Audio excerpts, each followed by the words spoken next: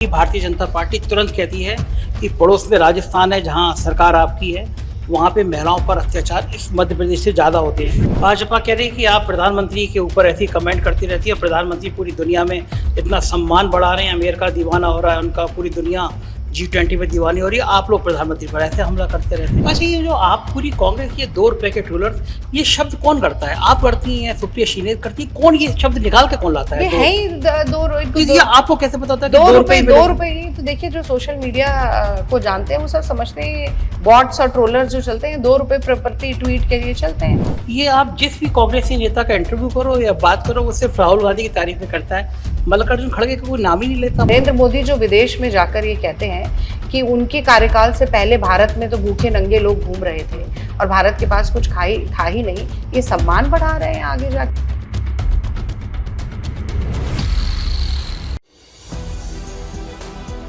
नमस्कार, मैं हूं संजय शर्मा, आप देख रहे हैं 4PM news network. Madhya Pradesh में कांग्रेस को बहुत सारी संभावनाएं दिखने लगी है। कांग्रेस ने अपना घोषणा पत्र पेश किया और लाइन लगा दी। उनकी ओल्ड पेंशन स्कीम बिल्कुल हिट साबित हो रही है और यहाँ पे बहुत तैयारी चल रही है कि किस तरह भारतीय जनता पार्टी को सत्ता से हटाया जाए। बहुत फायर ब्रांड नेता जो हैं कांग्रेस के, वो मध्य प्रदेश भेज दिए गए हैं। ऐसी फायर ब्रांड प्रवक्ता टीवी चैनल पे आपने उनकी जोरदार बहस देखी होगी। रागिनी नायक जी मेरे साथ है, स्वागत है रागिनी जी आपका। बहुत बहुत धन्यवाद। मुझे लग रहा था कि मध्य प्रदेश, चूंकि आप लग रहा है कि चुनाव जीत जाएगा, तो आप जैसी फायर ब्रांड लोगों को यहाँ पे भेजा जाना चाहिए था। क्या लग रहा है, क्या संभावनाएं दिख रही हैं आप? देखिए, वैसे तो कहा जाता है कि राजनीति स्वतः ही संभावनाओं का खेल है, पर मुझे लगता है कि यहाँ संभावनाओं से कहीं अधिक कांग्रेस के पक्ष में नजर आ रहा है। जो पिछले 18 साल की बदहाली रही, जिस तरह से प्रदेश को बर्बाद किया गया, मुझे लगता है कोई ऐसा वर्ग, कोई ऐसा क्षेत्र नहीं है जो शिवराज सिंह सरकार के कार्यकाल से दुखी ना हो, पीड़ित ना हो, परेशान ना हो। अब आप देखिए, मैं जब से यहाँ आई हूँ, मैं भोपाल में करीब 20 दिन से हूँ, आप अखबार के पन्ने पलटिए, एक दिन ऐसा नहीं आता जब बलात्कार की, यौन उत्पीड़न की खबरें ना हो। मध्य प्रदेश के मुख्यमंत्री अपने आप को मामा कहते हैं और यहाँ पर महिलाओं के खिलाफ जो अपराध है, क्राइम अगेंस्ट वुमेन, वो सबसे ज़्यादा मध्य प्रदेश में है। 18 बलात्कार रोज़ होते हैं, 3 से 4 साल की बच्चियों तक को नहीं बख्शा जा रहा है। नीमच में 10-10 साल की बच्चियाँ बिक रही हैं, उनकी देह की मंडी सजी हुई है। शिवराज सिंह जी को लगता है कि 250 रुपये की रिश्वत खाते में डालकर राखी के दिन वो मामा होने का फ़र्ज़ निभा लेंगे, पर आप खुद सब जगह घूम कर देख रहे हैं, महिलाओं से बात कर रहे होंगे, जब सम्मान, आत्मसम्मान पर ऐसी ठेस पहुंचती है, जब सुरक्षा, समानता, सशक्तिकरण नहीं होगा, जब उज्ज्वला के नाम पर झुंझुना पकड़ा दिया जाएगा, ऐन चुनाव से पहले गैस सिलेंडर 209 रुपया बढ़ा दिया जाएगा, तो मुझे लगता है कि प्रदेश की महिलाएं बिल्कुल विमुख हैं इस बार और कह रहे हैं कि ऐसे मामाओं का जिक्र होता था उस समय पर जब शकुनी और कंस हुआ करते थे। आप नौजवानों की तरफ देखें, उनका भविष्य व्यापम और पटवारी भर्ती घोटालों की भेंट चढ़ गया है। आप किसानों की तरफ देखें, 45 लाख किसान इस प्रदेश में ऐसा है जिसकी सोयाबीन की फसल खराब हुई और वो टकटकी लगाए देख रहा है कि कब सर्वे होगा, मुआवजा मिलना तो दूर की बात है। 21% आदिवासी हैं मध्य प्रदेश में। अगर संख्या के हिसाब से देखें, कुल संख्या, तो शायद सबसे ज़्यादा आदिवासी मध्य प्रदेश में होंगे और इसके बावजूद 3,22,000 पट्टे निरस्त किए जाते हैं। तेंदू पत्ते के बोरे की कीमत जो छत्तीसगढ़ में 4,000 है, यहाँ 3,000 ही दी जाती है। मुंह पर पेशाब की जाती है, वो भी भारतीय जनता पार्टी के लोगों के द्वारा।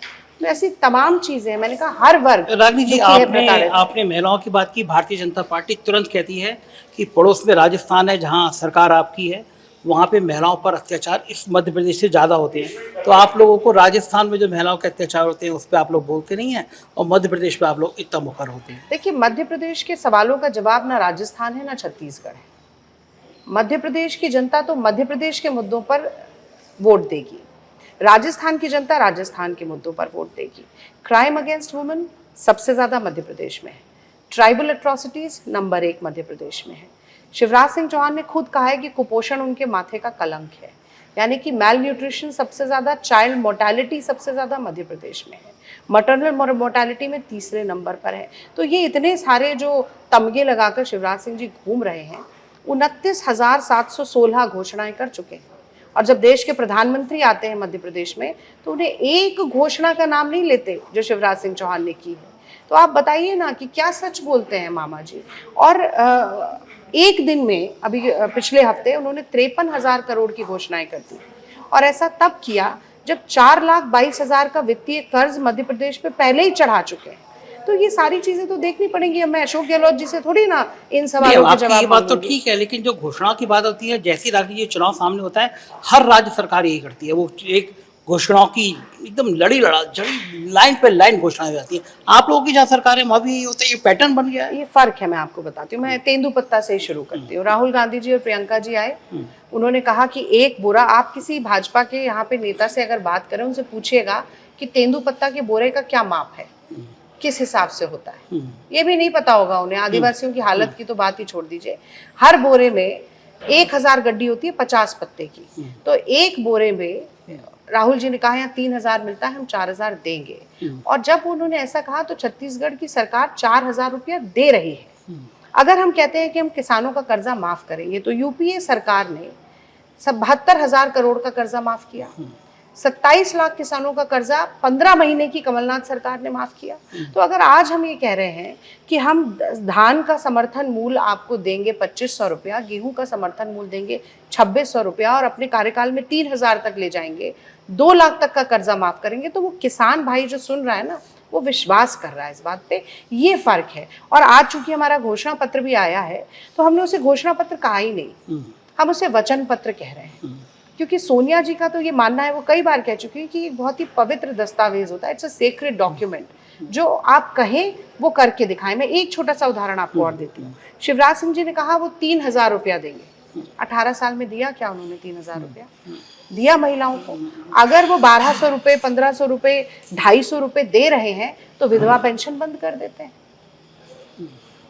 तो एक हाथ से दो, एक हाथ से ले लो। तो ये आपकी ये सारी बातें क्या और हमने कहा हम 1,500 देंगे, तो हमने वित्तीय आकलन करके कहा, वरना हम भी कह सकते थे अगर जुमलेबाजी करनी है तो, जैसे कि अगर हम ये सोचते हैं कि 2 करोड़ नौकरियां नहीं मिली, 15 लाख नहीं मिले, स्मार्ट सिटी नहीं बनी, बुलेट ट्रेन नहीं चली, और रुपया और डॉलर की कीमत बराबर नहीं आई, किसानों की आय दुगनी नहीं, जो बोलना है बोल जाओ, क्या फर्क पड़ता है, तो हम 4,000 कह देते। भाजपा कह रही है कि आप प्रधानमंत्री के ऊपर ऐसी कमेंट करती रहती है, प्रधानमंत्री पूरी दुनिया में इतना सम्मान बढ़ा रहे हैं, अमेरिका दीवाना हो रहा है उनका, पूरी दुनिया G20 में दीवानी हो रही है, आप लोग प्रधानमंत्री पर ऐसे हमला करते रहते हैं। नहीं, देखिए, प्रधानमंत्री की नीतियों पर हमला करना, सरकार की नीतियों पर हमला करना, जिन योजनाओं का वादा किया गया था वो वादा खिलाफी अगर हो तो उस पर सवाल पूछना, ये तो लोकतंत्र को मजबूत बनाता है। और मुझे लगता है कि भाजपाई और संघी ना थोड़े से कूप मंडूक हैं, कुएं के मेंढक हैं। वो उतना ही अपना कुआं देखकर उसी में छलांग लगा लगा कर खुश होते रहते हैं। देश में सम्मान, नरेंद्र मोदी जो विदेश में जाकर ये कहते हैं कि उनके कार्यकाल से पहले भारत में तो भूखे नंगे लोग घूम रहे थे और भारत के पास कुछ था ही नहीं, ये सम्मान बढ़ा रहे हैं आगे जाके। और जहाँ जाते हैं वहाँ इनको काले झंडे दिखाए जाते हैं, गो बैक, और गोधरा के प्लेकार्ड सामने आ जाते हैं। खैर, बहरहाल मैं उस विषय पर नहीं जाना चाहती। मैं तो आज ये कहना चाहती हूँ कि आपके मन वचन में और कर्म में बहुत ही विरोधाभास है। उसका एक छोटा सा एग्जाम्पल है। आप कहेंगे प्रधानमंत्री मोदी की बुराई क्यों करते हैं? अब चश्मा अपना लिया गांधी जी का स्वच्छ भारत अभियान के लिए। सारा कचरा ना खुद ही फैलाते हैं, फिर उसको समेटते हैं, और जो धूल इकट्ठी होती है उसे हाथ में लेते हैं और जनता की आगों में झोंक देते हैं। अरे, गांधी का नजरिया अपनाइए। गांधी का चश्मा से क्या होता है और नजरिया कैसे अपनाएंगे? आप विदेश में जाते हैं नरेंद्र मोदी, तो नतमस्तक होते हैं बापू के आगे, और यहाँ उनके 2 रुपल्ली के जो ट्रोलर्स हैं वो 2 अक्टूबर को चलाते हैं, नाथूराम गोडसे अमर रहे।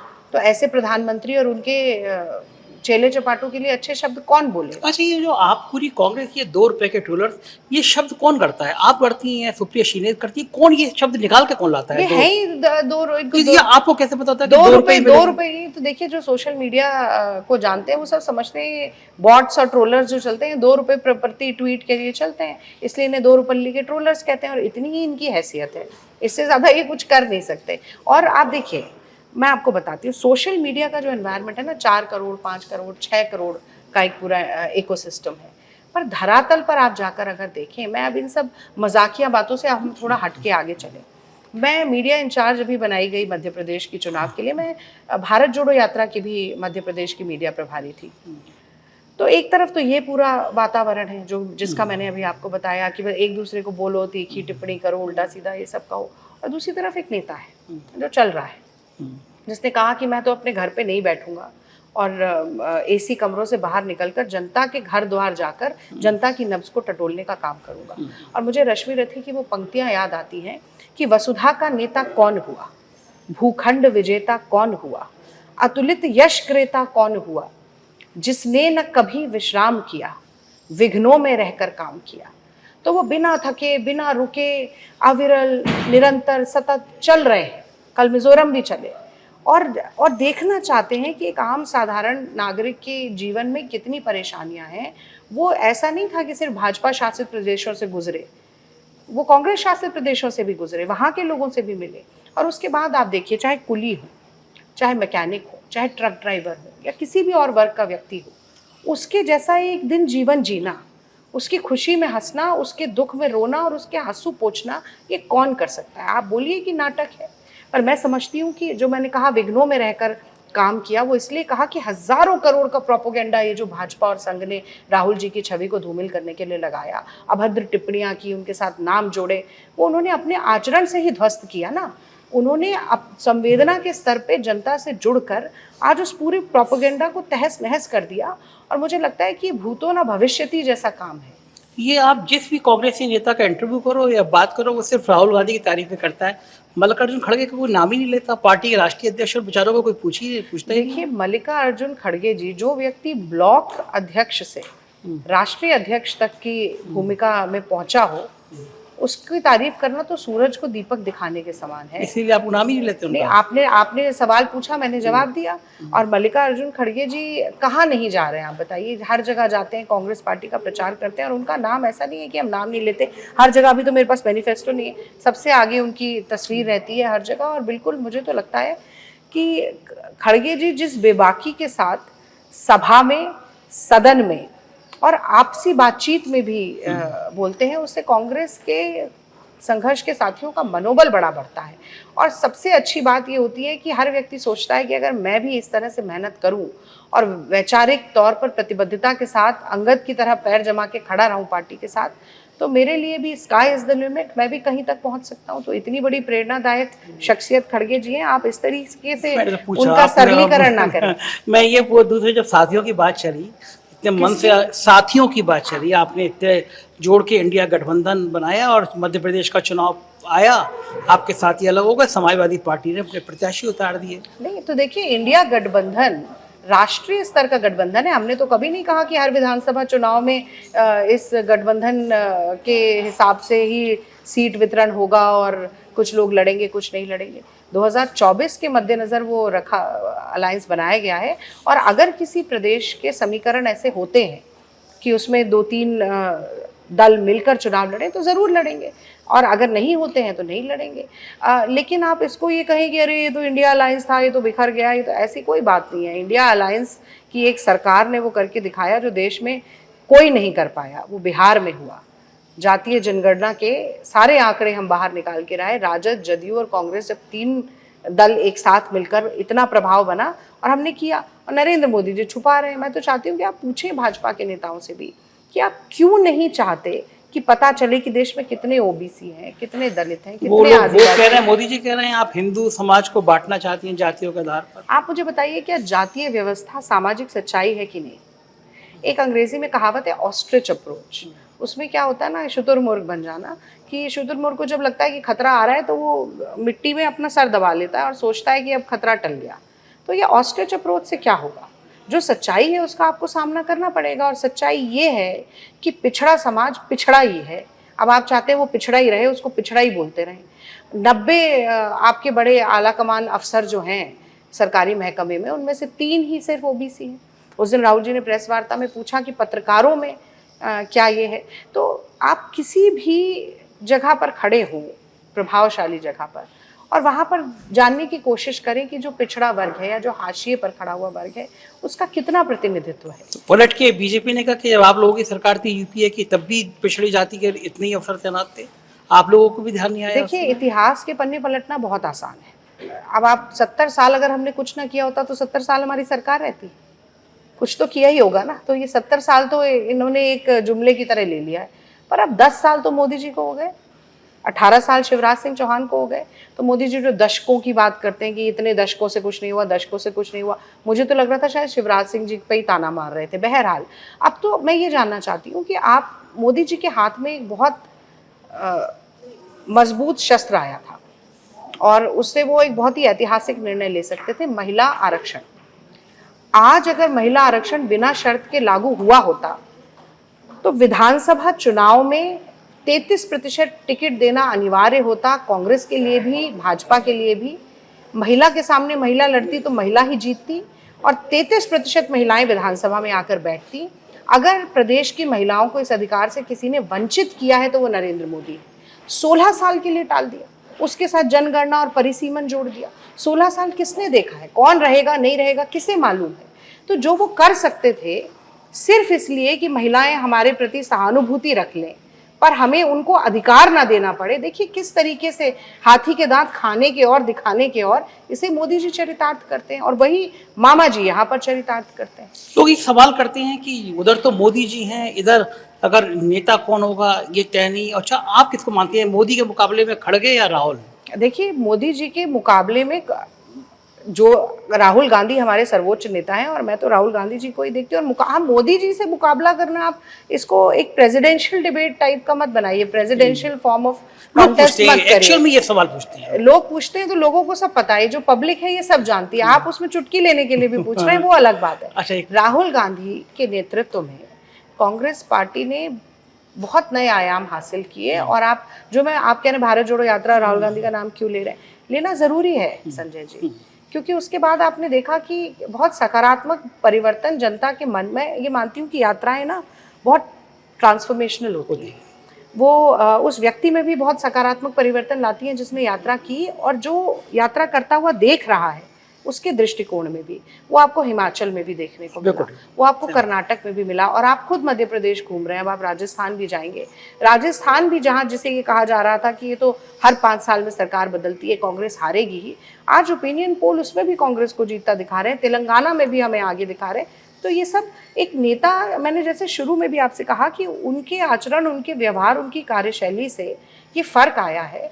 और जब सर्वोच्च नेता जनता के मन में उतर जाता है तो पार्टी तो अच्छा करती ही है। आप खड़गे जी से भी अगर पूछेंगे तो खड़गे जी भी इस सवाल का यही जवाब देंगे कि राहुल गांधी ने जिस तरीके से लोगों को अपना बनाया है वो शायद कांग्रेस का कोई और नेता कर ही नहीं सकता। एक आखिरी सवाल, इंडिया गठबंधन की सरकार आ जाती है, प्रधानमंत्री कांग्रेस का होगा या गैर कांग्रेसी? देखिए ये तो समय के गर्भ की जो बात है वो मैं नहीं कह सकती। आप मुझसे मेरी राय पूछेंगे तो कांग्रेस एक ऐसा अम्ब्रेला, एक ऐसी कांग्रेस सूत्रधार है।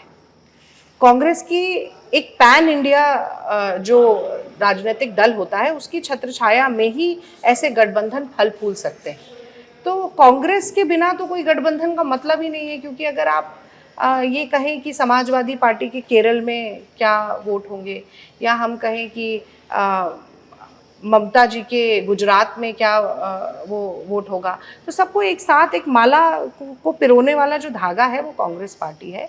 और मुझे तो ये लगता ही है कि कांग्रेस पार्टी की इतनी सीटें आएंगी ही और प्रधानमंत्री कांग्रेस पार्टी के ही होंगे। लेकिन बार बार मल्लिकार्जुन खड़गे जी ये बात कह रहे हैं कि हम चाहते हैं कि नेहरू गांधी की विचारधारा एक समावेशी विचारधारा, एक सर्वधर्म संभाव वाली विचारधारा जो कि नफरत और हिंसा के माहौल को देश में खत्म करना चाहती है, अधिनायकवादी राजनीति को खत्म करना चाहती है, उस विचारधारा के हर व्यक्ति को अपने परिवार का हिस्सा बनाना है।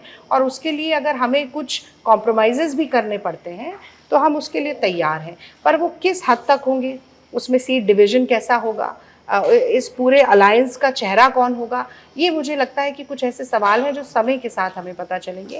वो कहा जाता है कि धीरे धीरे रे मना धीरे ही सब होए, माली सींचे 100 घड़ा ऋतु आवे फल होए। तो ऋतु आने दीजिए तो फल अपने आप मिलेगा। शुक्रिया रागिनी जी आपकी बेहतरीन बातचीत के लिए। ये थी रागिनी नायक, कांग्रेस की फायर ब्रांड प्रवक्ता हैं। उन्होंने खुल के हर बात के जवाब दिए और बताया कि राहुल गांधी की भारत जोड़ो यात्रा के बाद कांग्रेस में कितना परिवर्तन आया है। मुझको यकीन है ये परिचर्चा आपको पसंद आई होगी। कमेंट में ज़रूर बताइएगा कि आपको बातचीत कैसी लगी। शुक्रिया।